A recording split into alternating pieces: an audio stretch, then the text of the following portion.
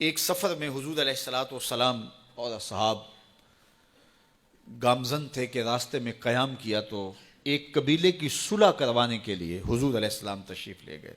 وہاں کچھ تاخیر ہو گئی تو صحابہ نے حضرت ابوبکر صدیق کو کہا کہ حضور رک گئے ہیں تو نماز کا وقت جا رہا ہے، آپ نماز پڑھا دیجئے. تو حضرت ابوبکر صدیق رضی اللہ تعالیٰ عنہ مصلی پہ کھڑے ہو گئے. اب نماز شروع ہوگی، ادھر سے حضور بھی فارغ ہو گئے تو آقا کریم تشریف لائے. تو آقا کریم علیہ السلام جو ہی تشریف لائے تو صحابہ کی صفیں بندی ہوئی تھیں. حضور کو دیکھا، انہوں نے راستہ چھوڑ دیا.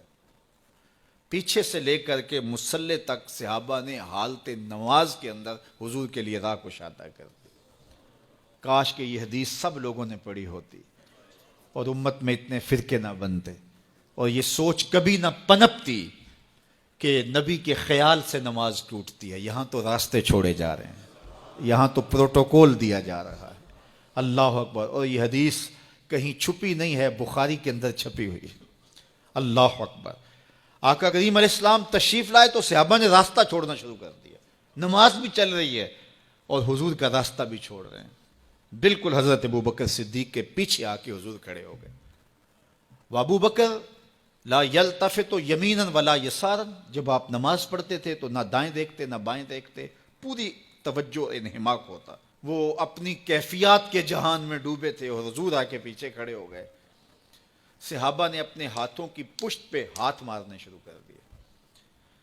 مکعن و تصدیہ، قرآن نے تالی لگانا، سیٹی مارنا، یہ شیطانی اعمال ہیں، لیکن ہاتھ کی پشت پہ ہاتھ مار کے متنبہ کرنا یہ مختلف مواقع کے اوپر یہ جائز ہے. تو اب جب حضور آ کے پیچھے کھڑے ہو گئے اور صحابہ سمجھے کہ حضرت ابوبکر صدیق ایک استغراق کے عالم میں ہیں، ایک کیفیت کے جہاں میں ڈوبے ہیں، تو انہوں نے اپنے ہاتھوں کی پشتوں پہ ہاتھ مارنے شروع کر دیے. تو حضرت صدیق اکبر سمجھ گئے کوئی غیر معمولی واقعہ ہو گیا. دیکھا پیچھے حضور کھڑے تھے. اللہ اکبر. تو حضرت صدیق اکبر مصلی سے سرک کے پیچھے آنے لگے تو آقا کریم نے اشارہ کیا، رکو، نماز پڑھاؤ. سیدنا صدیق اکبر اس کے باوجود پیچھے آ گئے. کبھی ہوتا ہے حکم اور کبھی ادب آگے ہوتا ہے.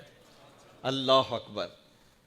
حضرت سیدنا علی المرتضیٰ رضی اللہ تعالی عنہ کو کہا نا حضور نے صلح حدیبیہ کے موقع پہ، صلح نامہ لکھوایا جا چکا تو لکھا یہ محمد رسول اللہ اور قریش کی جانب سے ہے. تو عروہ نے کہا اگر محمد رسول اللہ مان لیں ہم تو پھر لڑائی کس چیز کی ہے؟ تو اس لیے محمد رسول اللہ نہیں، محمد بن عبداللہ لکھا جائے. تو وہ اس بات پہ بضد ہو گئے اور اگر ایسا نہیں ہوتا تو معاہدہ ٹوٹ رہا تھا. تو حضور نے حضرت علی المرتضیٰ سے کہا کہ چلو رسول اللہ کا لفظ مٹا دو. عرض کی میں تو نہیں مٹاؤں گا، میں تو نہیں مٹاؤں گا، یہ نام میں تو نہیں مٹا سکتا. پھر حضور نے خود مٹایا. اب یہاں حضور نے کہا ابو بکر رکو، لیکن حضرت ابو بکر نہیں رکے، پیچھے آ گئے. اور پھر حضور خیر مصلی پہ گئے، نماز ہوئی، سلام پھرا. تو حضرت ابو بکر صدیق رضی اللہ تعالیٰ عنہ کو حضور نے کہا ابو بکر جب میں نے کہا تھا تم رکے رہو تو تم کیوں پیچھے آئے؟ تو سنو حضرت ابو بکر نے کیا جواب دیا رضی اللہ تعالیٰ عنہ. کروڑوں سلام، لاکھوں عقیدتوں اور نیاز مندیوں کے خراج ان کی چوکھٹ پہ. عرض کرنے لگے ما کان لابن ابی قحافہ ان یؤم رسول اللہ صلی اللہ علیہ وسلم. حضور ابو قحافہ کے بیٹے کی جرت کب ہوئی کہ رسول اللہ کے آگے کھڑا ہو کے نماز پڑھائے؟ یہ ابو قحافہ کے بیٹے کی ہمت کب ہوئی کہ رسول اللہ کے سامنے کھڑا ہو کے نماز پڑھائے؟ تو ادب پہلا کرینہ ہے محبت کے کرینوں میں.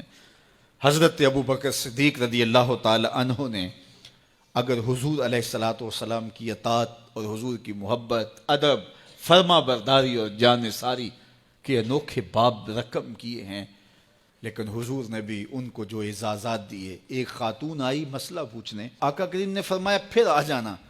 اس نے کہا پھر آؤں اور آپ نہ ملیں؟ تو کہا میں نہ ملوں ابو بکر تو ملیں گے نا.